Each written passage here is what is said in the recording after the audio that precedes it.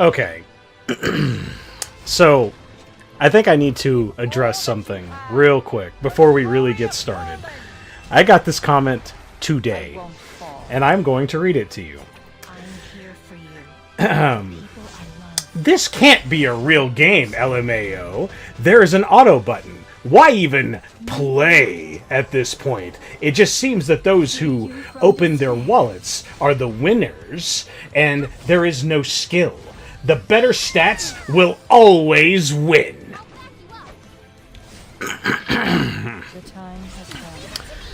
Give me just a second, okay? Hold on just a second.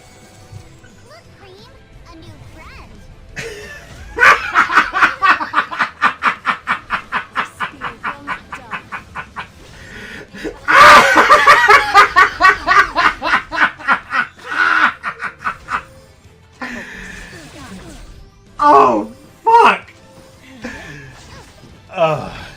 Okay. Okay, yeah, sorry about that. So, okay. Hey, bro, go ahead and get yourself some alcohol. Go get yourself some edibles. In fact, I'm going to go ahead and join you. I have alcohol. I have edibles. I will do one right now. So, hey, bro, why so mad? What the fuck? And to even understand where I'm even remotely coming from and why, like, this comment has sent my sides into absolute hilarity, top fucking keck, one could possibly say, is it's not the actual comment itself. I tend to agree with a lot of those kind of statements. It's the context of this comment. This comment is referencing this team. You know, that amazing wallet warrior gap that is Rocket Punch Shadow Knight Pyllis. A 1900 defense unit that is autoing this really, really cancer team of Senya, Choux, and Conqueror Lilias, merely to prove a point that you can auto this incredibly cancerous team with very, very minimal effort. Now, look, bro, I got nothing against you, but, like, I don't know, when you say some really dumbass shit, it really needs to be called out. That was next level fucking stupid. But anyway, let's go ahead and move on. Let's actually talk about this comp before my brain has ascended into the stratosphere and I can no longer speak. So, the actual goal was to, this is the team that I typically use for a lot of Lua-related content. It's Christy, Shadow Knight, Pyllis, and Roana. I use those units pretty much as, like, this ER super tank that just cannot be affected by any of the bullshit that Lua can do. Now, the whole point of this was to try this, because none of the teams that we fought today had Lua in them, so I couldn't do an effective test on that. But this was strictly to go into auto and try to go into Choux first, because I truly deem Choux to be the #1 threat on the team. And if you can kill Choux as quickly as humanly possible, because you don't have to really worry about any of the debuffs from Senya, there's no issue on that regard. So if you kill Choux, the entire team completely falls apart. So that was the entire goal of this. It was to create an auto team strictly for the sole purpose of, hey, yo, this is utter unmitigated hypercancer. Hey, let's go ahead and do this team with 2 free-to-play units, 1 5-star unit, and 1 premium item, which is Rocket Punch Artifact. Hey, guess what, guys? You actually don't even need Rocket Punch. It's strictly there just to speed the team up. That's all it's there for.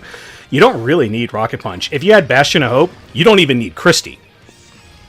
So, just saying. So, here was the actual main idea of the video that I wanted to do. I really, really wanted to try out the LQC skin. And this is really just utilizing... Okay, so let's go in here with a buffer of some kind.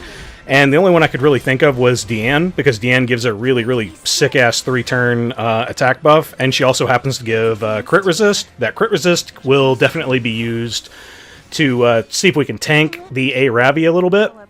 So, luckily, this whole team is mad hyper slow. So we're able to get our first really big hit off on Ravi, and I surprisingly do 33k. I haven't used Little Queen Charlotte in so long, I quite literally forgot how her damage even was. And honestly, the damage is still pretty good. The thing that makes Little Queen Charlotte kind of rough to use, though, is pretty much like the stat lines of her kit. Her imprint is defense concentration, which that can be good, yes. But, I mean, God, could you imagine if it was crit or if it was attack or something like that? Yeah, you just have more stats and you'd be able to do more damage. And I, honest to God, I remember early in the day, way back in the day when LQC first came out, I looked at her kit and I was just looking at that and I was like, holy shit, this character is cracked. Little did we know how bad things were actually going to get, huh? Like, for real. I had no clue that LQC at the time, as strong as she was when she first came out, yo, she ain't nothing. You don't see her in anything. Which is kind of baffling why we got an epic skin for LQC in the first place. She's really not very prevalent in a lot of the metas. Because a lot of the kits or builds for LQC are usually revolving around doing Hellcutter, because you can afford to do that. You want to make her like as bulky as possible, but while also dealing as much damage as possible. And anytime she takes a hit, she just straight up has Durandal, like, just on her. Like, when she first came out, she had like 3 fucking artifacts that were just in her kit. It was insane. But, like, yeah, lo and behold, it's amazing how things just get, like, hit with power creep, isn't it? But, oh god, let's see that damage one more time.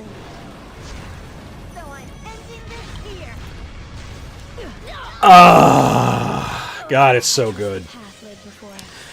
But yeah, we don't find a lot of really good units to really test LQC out on, because case in point, we fight literally the exact same team.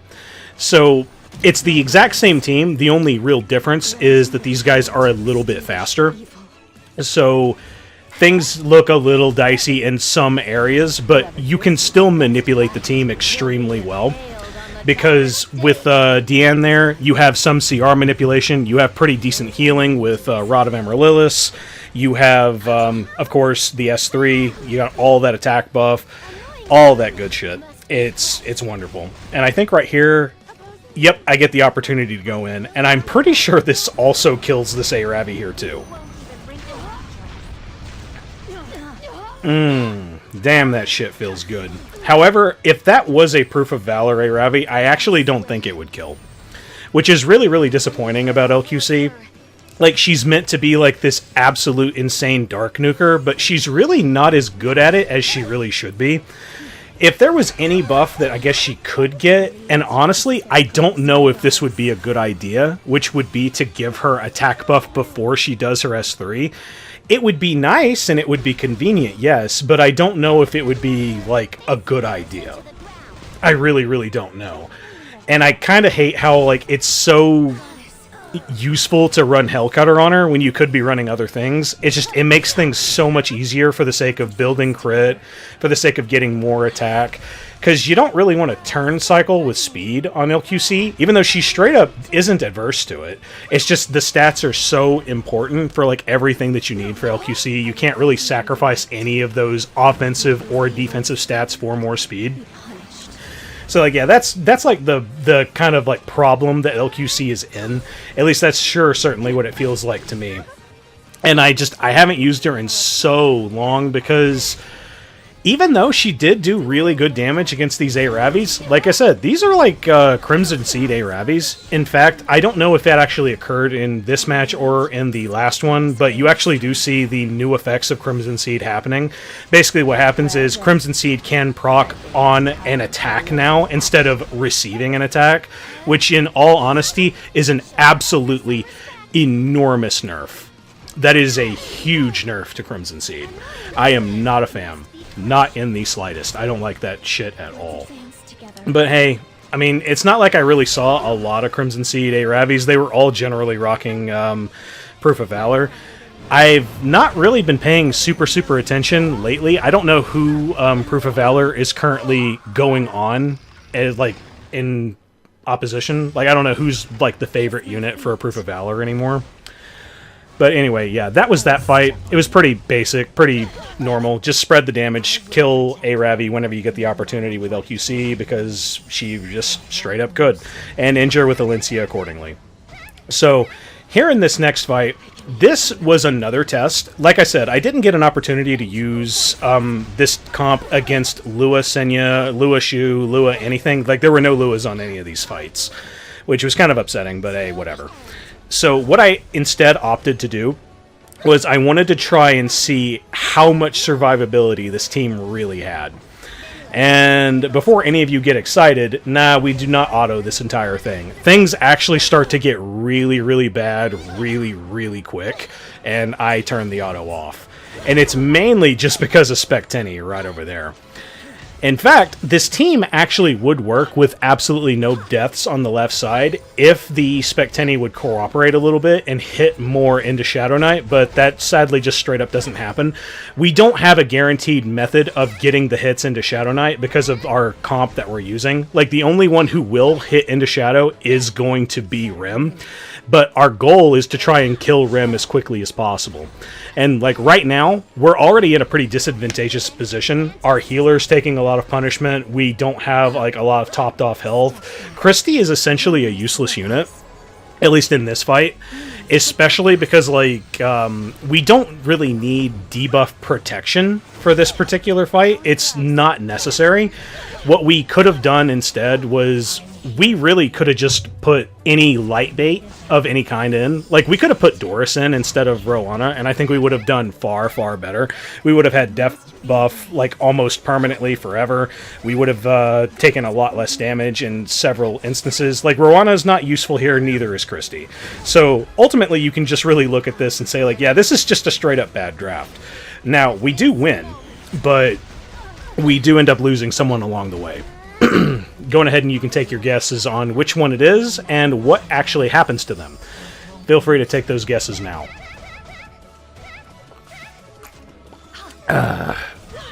So, we've already gotten the Rem down. So, Rem down, now we just got to take care of Senya and we got to take care of Steny. Unfortunately, we have no AoEs, so we can't even touch Steny yet. So, this is where a lot of the errors start to really happen. Steny is always going into the unit who really has, like, some debuffs on them, because even though they have the debuffs, they're also, like, the lowest health, which is Roana, and Roana gets stunned a fair number of times, and due to those stuns, I'm not able to protect. So, case in point, that one stun was pivotal, and right here, Christy's dead.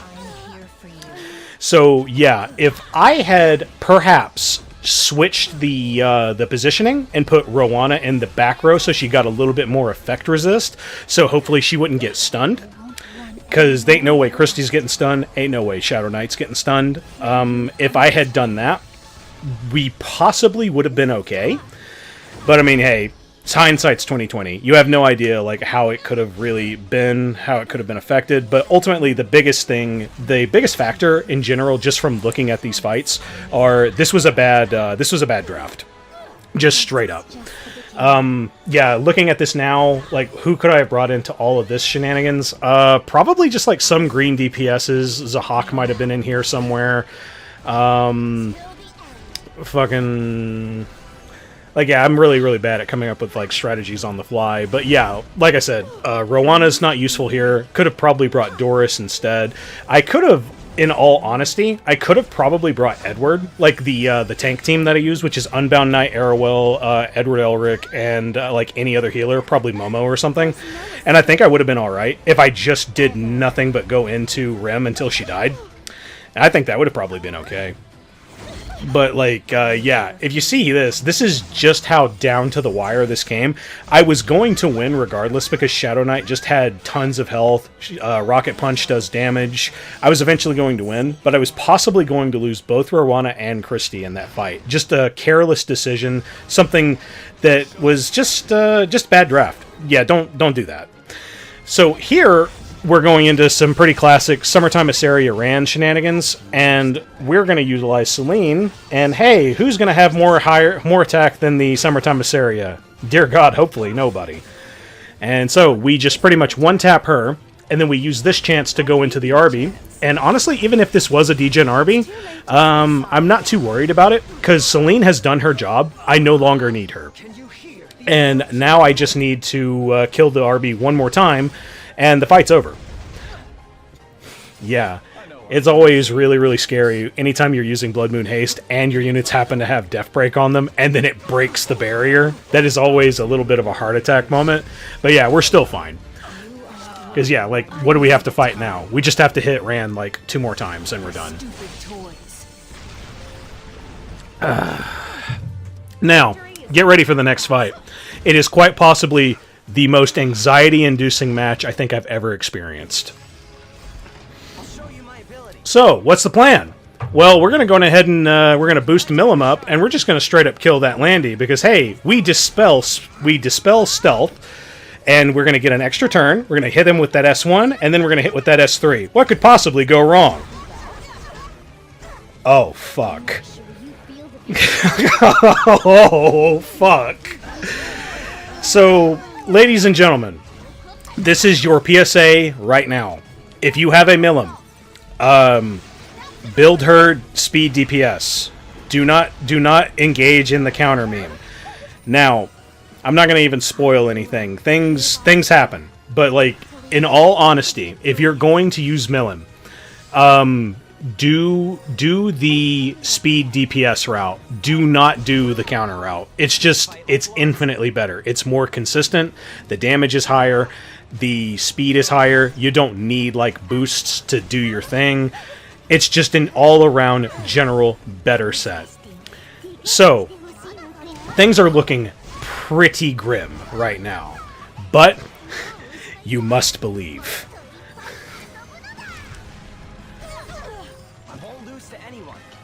So, we have a boost, and we haven't used S3 yet. So this is our chance. This will kill the Landy. And of course, we haven't extincted her yet, because life sucks. And there was that issue that I was talking about before with LQC. It just feels like she doesn't have... she's just a hair away from doing enough damage to, like, kill dark tanks. Now, that could very well just be my own LQC's issues. But, like, yeah, like I said, her stats are really, really hard to build for. You need a lot in many, many areas. Like, you need bulk to deal with horseshit. You need attack to do the damage. You need all of your defense along with the bulk that I just said. Like, you need all of this stuff. It's all very, very important. But, like, right now, we're just trying to burn down the FCC, and we didn't get there in time. So now, guess who comes back to the fight? I'm back. I am sweating so many bullets right now while I'm doing this. And of course, because Milim's artifact is just like the most mid shit ever, she dodged that. Well, I mean, yeah, it didn't matter, because Landy's attack prevents counterattack, so okay, cool. That's fine. So I make the decision here to go ahead and do an S1, go into Landy, and then try to extinct her one more time. She's a lot lower than she was before, so it should work. And ultimately, it does. And even if it didn't extinct, I also have Dragon Buster. So I essentially did 3 attacks in one turn, which is pretty good. Like, this is a good thing about Milim. I highly, highly suggest do not run the counter build. It will scare the shit out of you. Like, I highly recommend, yeah, just go speed DPS. And probably don't have utter garbage stats like I do. So, hey, that was the Guild War. I hope you guys enjoyed it, and I hope you enjoyed the LQC skin. And what I said before about it is still rings true today. If you want, I do have the original video that's up on my channel that doesn't have any of the commentary in it. And yeah, you can just listen to her voice lines. They are so muted and they are so muffled. It's ridiculous. Like, whoever the hell is doing the audio mixing, dude, come on, step up your game. Everyone else in the entire fight in this game was loud enough that you could hear everything just fine. But for whatever reason, she's practically just like whispering into the mic. I don't know what the hell is up with this. I don't know if it's the voice director, if it's the sound mixer, or whatever is happening. But guys, please, please, please, please. This is like the one thing I still enjoy about this game is the actual like presentation of the game. Like, the balance can get fucked and get, like, super stupid all at once. Like, I care about the actual presentation of the game. The game's presentation is, like, the only reason I'm still playing. Like, if you think I'm playing this game for the sake of, like, any and all of the balancing or even the hero collecting, nah, fuck that shit. I'm tired of it. I play this game because I genuinely think it looks good. The S3s are amazing. The, like, battle scenarios are great. I love just putting music over top these fights. It's probably the thing I enjoy the most. You guys just happen to enjoy the commentary more than the music videos do. But hey, that's the video. I hope you guys have a wonderful rest of your day. If you like my content, please hit like. If you want more of it, hit subscribe. I hope you guys have a wonderful rest of your day. See ya later.